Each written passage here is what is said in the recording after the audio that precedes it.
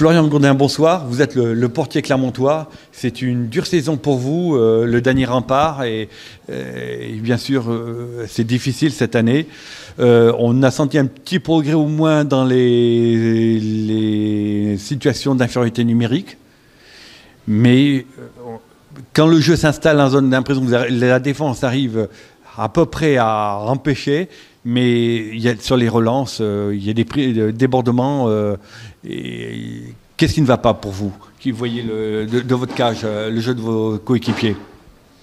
C'est vrai que depuis le début de la saison, on a beaucoup de mal à sortir de nos zones, de notre zone plutôt, que ce soit en power play, à 5 contre 5, même à 4, on a du mal à sortir les palets. Je ne saurais pas l'expliquer, mais on a beaucoup de mal à se trouver, ouais, c'est vrai. Il y a eu des apports de nouveaux joueurs.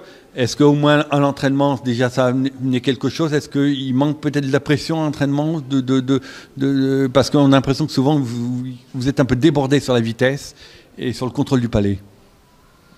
Je pense pas qu'il manque de pression à l'entraînement. C'est vrai que les nouveaux joueurs, ça apporte de la concurrence, donc forcément ça pousse les joueurs vers le haut et à se donner à chaque entraînement. Mais je ne saurais pas expliquer pourquoi aujourd'hui il y a des lacunes techniques comme ça dans notre jeu. Voilà. C'est un peu ce que j'ai envie de dire. On voyait bien un but, par exemple, d'Épinal, contrer le porteur, l'attaquant voit son palais contré, mais il réussit dans le mouvement à le récupérer, à passer le défenseur. Il se prend tout seul devant vous, il a marqué d'ailleurs. Et alors que clairement, on voit beaucoup de cafouillage, on perd le palais, mais on ne le récupère pas. Par contre, on le redonne à l'adversaire. Des fois, on s'affole, on le renvoie à l'adversaire. Et manque de maîtrise de sang-froid, on a envie de dire. Par moment. Le premier tiers-temps a été intéressant. Malgré ces 2 buts de prix, on pensait ça peut promettre des choses intéressantes. Et puis, ça ne s'est pas concrétisé dans les périodes suivantes. Oui, c'est vrai que premier tiers, on s'en sort pas si mal. On fait pas un tir incroyable, mais voilà, on sort à 2-0. C'est assez raisonnable contre. Au vu. C'est presque bien payé pour Épinal. Ouais, je sais pas si c'est bien payé, mais on va dire qu'on s'en sort pas si mal. Mais c'est vrai que deuxième, troisième tiers, on retombe dans nos travers. On sort pas les palets de la zone, on se trouve pas, on fait des passes dans les patins et au final on sort pas de la zone et on tourne et on tourne et on se fatigue et au final on rentre dans un cercle vicieux qui fait qu'on prend des buts et voilà. Qu'est-ce que pour vous, il faut quoi? Une révolte de vos coéquipiers, des joueurs? Il faut qu'ils se sentent plus impliqués dans... Je ne saurais pas vous dire parce que dans le vestiaire,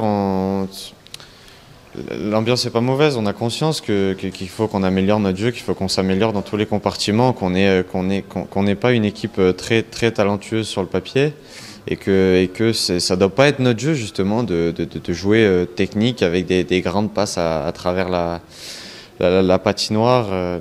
Mais on continue, on fait les mêmes erreurs encore et encore.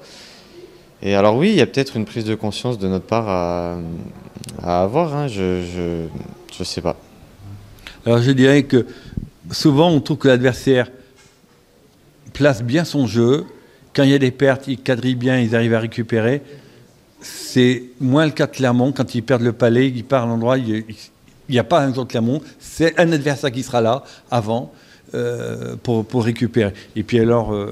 encore cette grosse lacune au niveau des engagements, un gros déficit là-dessus.